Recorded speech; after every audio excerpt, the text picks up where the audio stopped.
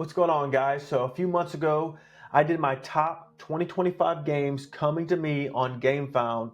And so I've wanted to do this for a few months, my top 2025 games coming on Kickstarter. So let's get into it. I have a few games here I want to go over. All right, so the first game I want to go over is A Place for All My Books. So this game has a little bit of a story. I didn't necessarily get this game for myself. My daughter loves books. She has thousands of books. She actually does some book content on Instagram and YouTube. And when she saw it, she really thought this would be a cool game. And so I bought it. Now, this game has some of my favorite mechanisms in it. It is a worker placement game. So I love worker placement games. It also is pattern building, which I enjoy pattern building games, but I mean, they're not my favorite, but I do, coupled with worker placement, I'm excited to play this game. So how does this game work? So you are moving into an apartment, you are taking books, and you have, I guess, somewhat like contracts in a sense, but you are organizing your books in a certain way. And when you're able to organize your books in your apartment the best way, you get to sit back and admire it. And when you do, you are gaining energy to go out, social energy, to be able to go out into the town to buy more books. Okay, and so when your social battery climbs, then you're empowered to go out there and kind of explore the town, get more books, bring them back to your apartment to continue pattern building and worker placement. I believe your apartment is where you are doing the pattern building, and in the town is your worker placement. So looks like a fun game. This game should be arriving in August of this year, so that is coming up this month. So we shall see. Can't wait till it gets here. All right, the next game here is Sinking It Foundation. What drew me to this game was really the designer. He was super passionate about this game, and just watching him, show it off and do different things. So what it is you're playing as a different oligarchs, really trying to take over I don't know if it's the world, the community, or whatever, the area. Sinking it is like a resource, kind of like oil. Another way they express it is like Dune. You got spice, where this one resource is needed for basically for everything to run properly. All right, a little bit about how to play this game. So there's 4 phases to a round. The first one is this conflict phase. So this is where, this is, I believe, like worker placement. So you being an oligarch, you have an army, and you're going to be able to place your troops in different areas to gain resources. Okay, the next thing you're going to do is the offering phase. And this is where you're going to use those profits, and you're going to buy different cards that is going to help you to, take control, maybe some political cards to gain alliances, different things like that. Now the third part of your round is the parliament phase, where you're going to be able to do secret, ballots or vote on different things. And what really is cool about this is that's going to change like the mechanisms of the game, or it's going to change different rules moving forward, which I love that in games. That's actually in Castles of Burgundy. That's one of my favorite parts about that game, is that you're going to do just certain things, and it's going to change the rules moving forward, and this game does that. And then the last thing is the pull the levers of power. So this is when you're going to use all the different abilities that you've gained and the powers you've gained, and you're going to continue to invest into the infrastructure, taking over, become the most powerful oligarch in the area, and take over the Syndicate Foundation. All right, guys, the next game I have here is Brink. This is from Ivy Studios. So a little confession, I have not played any Ivy Studio games, even though I see them everywhere. They're coming out with hit after hit. They're doing so well. So this game comes from the Moonrakers world. That is a game that came out previously. I did get that as well, so that was an add-on. Now, this being my most anticipated game, or one of my most anticipated games of 2025, I can tell you it has showed up. Now, but you can see it is still in the wrapper, so I have not played it yet, so it can be on this list. Now, I also have another game that I'm going to go over that is also a game I just haven't got to the table. You guys know this year's been crazy for me. I had a baby, and just life's been a little busy. But here we go. So let's go over what this game's about. So number one is, you can just see here how nice these games look. You got these miniatures, these small miniatures, very colorful, very nicely done, very intricate. I love the artwork from the actual board game. but also the spaceships and the miniatures that they come with. So what this game has is you're going to have a fleet of workers, and each one is asymmetrical. I really like that. So I think everyone's going to have the same set of ships. And so they're going to have the same abilities, but depending on which ship you use, that's going to determine what you can do. Now, as you're moving through the game, you can upgrade your ship, and that's going to change the rules. You're going to be able to do more things. Like if you had cargo, I'm sure you can keep more cargo on your ship as you're exploring. You're going to get ambassador cards. That's going to create special abilities that you're going to get. Once again, another aspect as you evolve, the game evolves, the rules are changing. I love that, and it's happening in a lot of different ways in this game. Okay, you're going to gain influence. You're going to explore. As you explore, you're going to gather more abilities to do more things.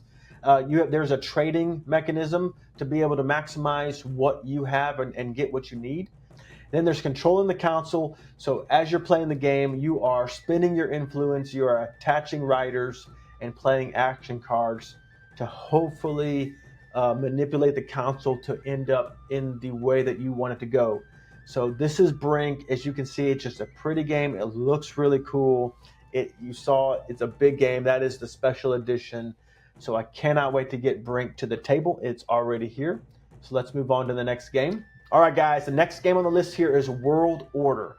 Now, this is a little unfair that it's on this list. It is a very anticipated game that I can't wait to get. But it's not necessarily this game why it's on this list. It's this publisher that came out with a game a few years ago called Hegemony, and I've just wanted it for a long time. I did back it as well with this as an add-on. So Hegemony is about building you are in charge of a class, and you're trying to make a country really good, and you're trying to be the best class of that country. And I believe it's like you can be the government, entrepreneurs, working class, and there's one other. Now, World Order is a similar game, but it's for you are in a country trying to influence the world. So let's go over a little bit about this game here. So a few things you're going to do is you're going to use your diplomacy to improve your relations. So this game, it's an area majority game, it's a hand management game, it's a card-driven game. So then you're going to invest in financial markets and to create large-scale projects. There is a military feel to the game, so I do believe you can decide how much you want to use your military.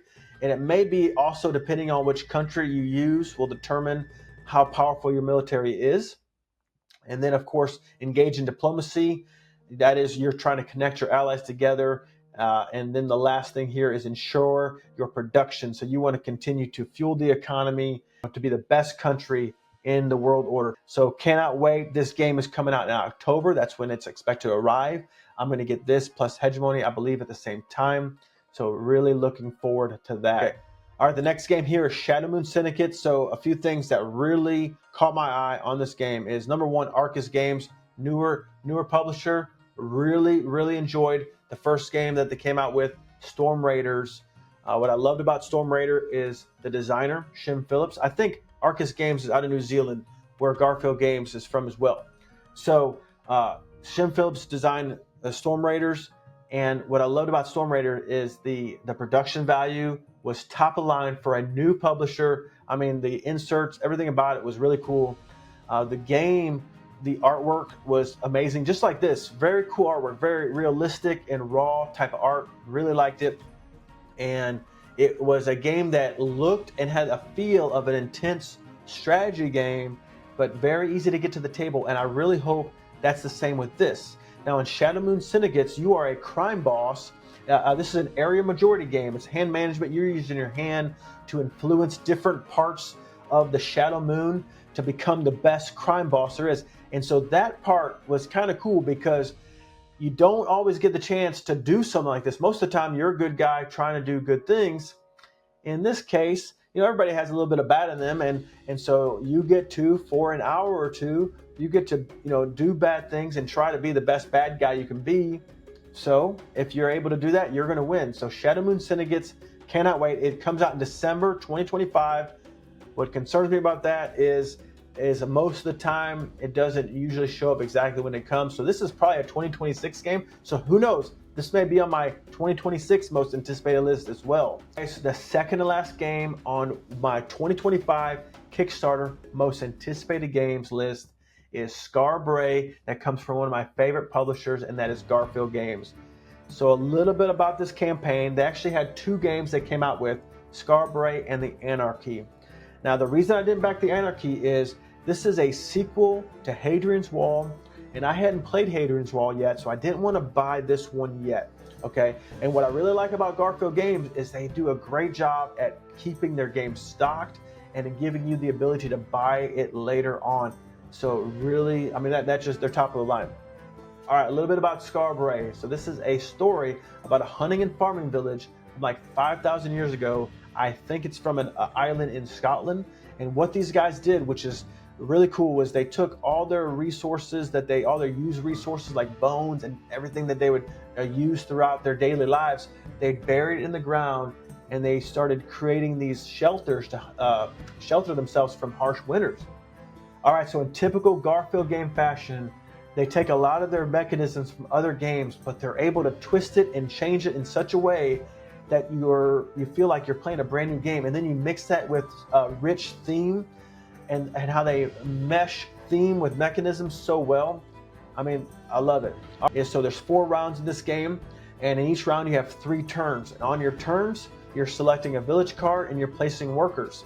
So in that process, you are managing these resources and you are moving up tracks. And at the end of each round, you have to feed everybody in the village and then create, they call them the midden piles, where that's going to create the shelter later on. Just jam-packed, very mechanism-rich game, as they always do, and then they're mixing it with theme. And to me, that's one of my favorite games, is when the mechanisms can sing and just bring that story out so well. So I cannot wait to get this game to the table. Here we are, the very last game on the list, 2025 Kickstarter most anticipated games. Now, I didn't tell you this in the beginning, but this list is in order. So this is my most anticipated game.